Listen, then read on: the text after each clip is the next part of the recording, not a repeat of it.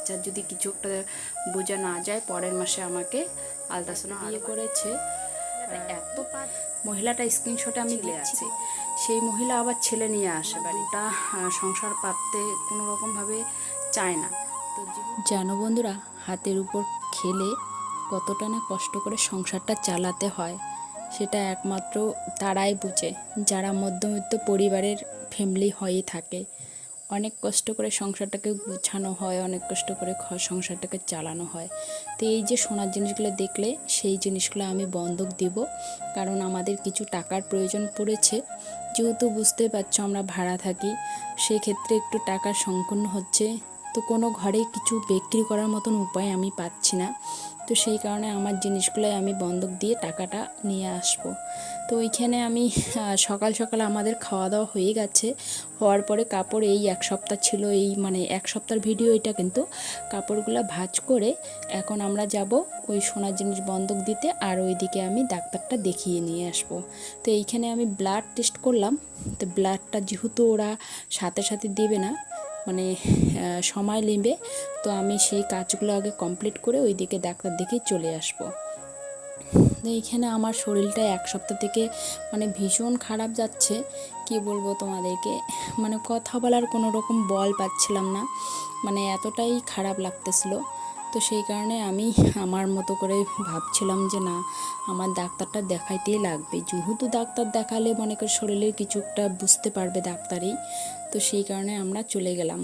তো এইখানে আমাদের টাকার প্রয়োজনটা আমরা তোমাদের সঙ্গে পরে শেয়ার করব। তোমাদের অবশ্যই আমি বলবো যে কী কারণে টাকাটা আমরা মানে বন্ধক রাখলাম। এইখানে আমার 10 গ্রাম মানে সোনা ছিল, তার মধ্যে বাকি সোনা অনেকগুলাই ছিল। মঙ্গলসূত্র মালা ছিল, 2 জোড়া কানের ছিল, একটা আংটি ছিল আর একটা চেন ছিল। তো সেগুলো দিয়ে অবশ্যই কিছু টাকা হবে আর কি। আর ওইদিকে আমি বাজার করে নিয়ে আসলাম কাঁচামালের যেগুলো বাজার লাগে সেগুলো। আর এইখানে কচকচি বর খাবে, জিৎ খাবে, সেই কচকচি নিয়ে আসলাম।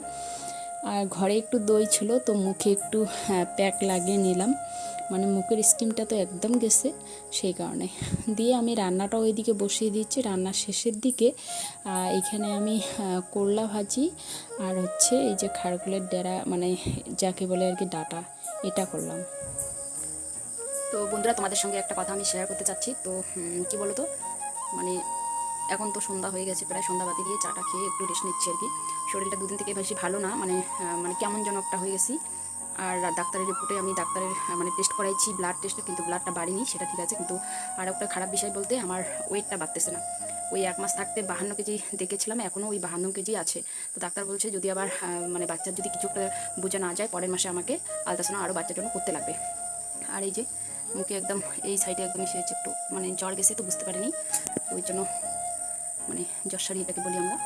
তো বিষয়টা হচ্ছে কি বলতো বন্ধুরা, মানে আমার ছেলে দুটো যে আছে, ওরা তো আমার কাছে একটা ছোটো জাত থাকেই, আর বড়টা ওর বাবার কাছে থাকে। ওর বাবা তো আবার একটা বিয়ে করেছে। করার মধ্যে কি হচ্ছে যে মহিলাটা এত পাজি, মহিলাটা স্ক্রিনশটে আমি দিচ্ছি তোমাদেরকে দেখাতে, এত শয়তান, মানে আমাকে ফোন করা, মানে আমার সঙ্গে ঝগড়া করে ফোন করা, মানে বেকার বেকার, যখন কি যে হয় বুঝি না, আমার নাম্বারটা কোথায় যেন পাইছে, আর পুরো একদম ফোনে একদম ঝগড়া করে। তো সেটা হোক, আমি কিছু বলি না, কারণ যেহেতু আমার ছেলেটা থাকে সেখানে, ছেলে থাকে। তো এমন পাজি, মানে ছেলে যদি কিছু একটা খেতে চায় বলে যে আমাকে বানিয়ে দাও, দেবে না। আর ওই মহিলার আবার ছেলে আছে, সেই মহিলা আবার ছেলে নিয়ে আসে বাড়িতে, আনার পরে ওই ছেলে যদি কিছু একটা খেতে চায়, সাথে সাথে ওই মানে আমার হাজব্যান্ড আগের আর কি যে জামাই ছিল আমার, সেই ওদের আর কি গলামালের দোকান আছে, তো সাথে সাথে ওই গলামাল দোকান থেকে কিছু একটা ম্যাগি হোক কিংবা কিছু একটা নিয়ে এসে মানে বানিয়ে দেয়। তো তোমরাই বলো আমি কি করবো? মানে ছেলেকে তো নিয়ে আসতে চাচ্ছি দুটাকেই। আর তো ভাবতেছি দেখি কি করবো না করবো, বুঝতে পারছি না। ছোটো তো আমার এখানে থাকেই, তো বড়টাকে এখন নিয়ে আসতে যাচ্ছি, কিন্তু বড় মানে ঠাকুরদাদা যে আসে, সেই ঠাকুরদাদা ঠাকুমা আসতে দিচ্ছে না। ওরা বলে যে আমরা আসি, আমরা কিভাবে কি করতে লাগে সেটা আমরা বুঝবো, তুমি দূর থেকে আশীর্বাদ করো যেন ভালো থাকে। মানে আমার শাশুড়ি মা আর কি বলে, শ্বশুরমশাই উনি তো কথা বলে না, শাশুড়ি মা বলে। তো ওই জন্য আমি ভাবতেছি কী যে করবো বুঝতে পারছি না। দেখো, একটা মেয়ে নিজের ইচ্ছে কখনো দুটা সংসার পাততে কোনো রকমভাবে চায় না।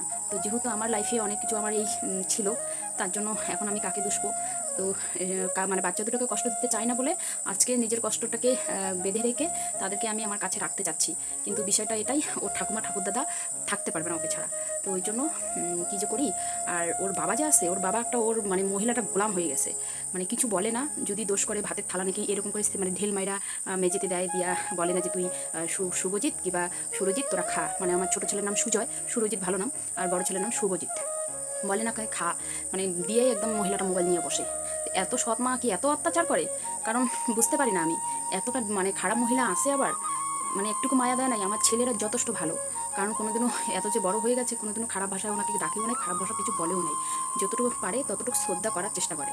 আমি শতবার বলি যে উনাকে যতটুকু তুই মায়ের অধিকার দিয়ে রাখবি ততটুকু তুই ভালোভাবে থাকবি। ওই জন্য ছেলেদেরকে আমি বলেই দিই, কখনো বলি না যে তোর ওটা সৎ মা, হয় মা বলে না ডাকিস নাই, মাসিমা বলে ডাকবি, কোনো ব্যাপার না। মুখে জবান দিলে কেউ কোনোদিন ছোট হয় না, এইভাবে ছেলেকে বলি।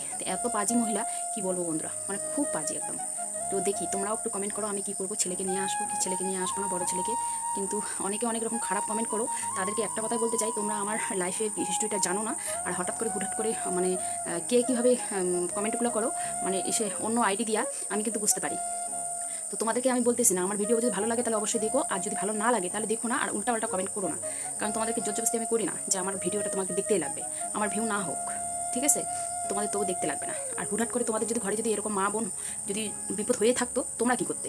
তোমাদের যদি পরিস্থিতি এরকম হতো যে তোমার একটা বোন এরকম করে বিয়ে করছে, কিংবা একটা তোমার মেয়ে একটা এরকম করে বিয়ে করেছে, তখন কি করতে? তখন নিশ্চয়ই এরকম করে কমেন্ট করতে। তাহলে তোমাদের যখন ওরকম করে কমেন্ট করতে কেমন লাগতো? তো তোমরা দয়া করে এটা বন্ধ করো, কারণ মানুষের লাইফে নিয়ে এরকম খেলার মতো কমেন্ট করো না। কেউ কোনোদিন চায় না যে 2-3টা করে স্বামী ধরুক, কেউ কোনোদিন চায় না যে হ্যাঁ এমনিতে হামেশা হামেশা স্বামী করি, এটা কেউ চায় না। বাধ্য হয় পরিস্থিতিতে পড়ে সংসার করার স্বপ্ন দেখে আরেকটা মেয়ে। তো তোমরা সাপোর্ট না করে উল্টাপাল্টা কথা কেন বলো? তো সেটাই আমি, যারা আমাকে এরকম তোমরা কমেন্ট করো তাদের উদ্দেশ্যেই বললাম কথাগুলো।